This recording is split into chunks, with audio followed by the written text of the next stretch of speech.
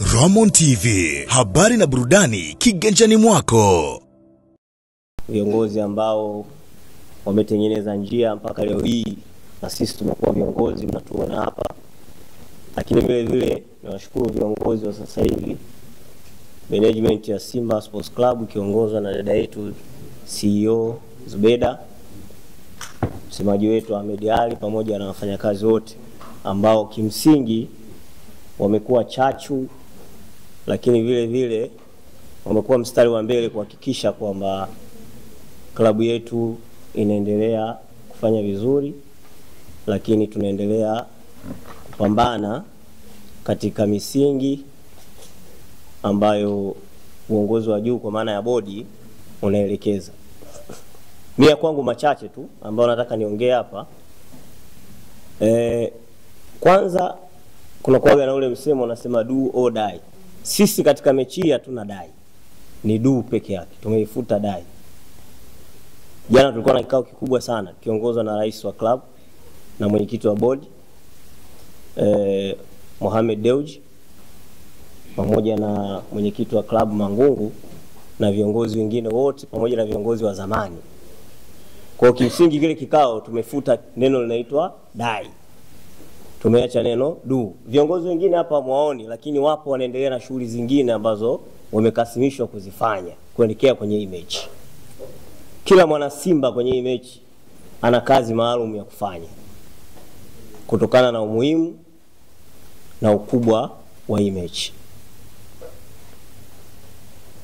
Mpango wetu sisi wa mwanzo, hii mechi ilikuwa inaishia kule Misri.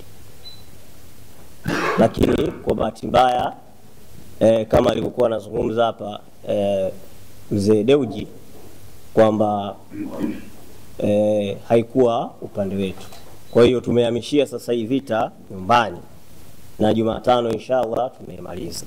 Kwa message yangu mimi ni kwa wapenzi, mashabiki na wanachama wa Simba Sports Club. Kama mnavyojua sisi tupo katika kipindi cha mpito kutumikia adhabu ya CAF. Tulipewa mechi mbili ambazo adhabu ya kutoingiza mashabiki. Mechi ya kwanza tumeitumikia tayari, lakini mechi ya pili waliiweka pending, walihifadhi kwa kutuangalia kwanza mienendo yetu katika mechi zingine. Kwa hiyo tunawaomba mashabiki, wapenzi na wanachama wa Simba Sports Club, pamoja na kwamba tumeweka ulinzi wa kutosha wa kila aina, lakini bado haitoshi. Wao wenyewe kwa maana ya mwanachama mpenzi mmoja mmoja wanapaswa kuwa walinzi wa wenzao kwa kila mmoja. Tarehe 9 wale wote ambao watafanikiwa kwa njia moja ama nyingine kuja uwanjani, basi wahakikishe kwamba kila anayekaa naye basi awe ni mlinzi wa mwenzie. Tusifanye vurugu, lakini tushangilie kuanzia mwanzo mpaka mwisho kwa amani na utulivu. Sisi tunasifika na tuna tuzo ya mashabiki bora Afrika. Kwa tusije tukatia doa tena ile tuzo ambayo tulipewa na CAF. Kwa naomba tukija uwanjani tutulie, tushangilie bila kuleta bugdha na mambo ambayo yanafanya.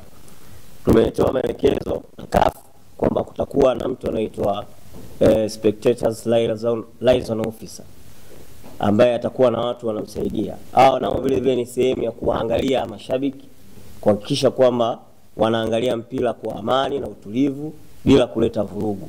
Hata wale ambao watakuja kwa nia tofauti na wale mashabiki na wapenzi wa Simba Sports Club, tunawaambia waje watulie.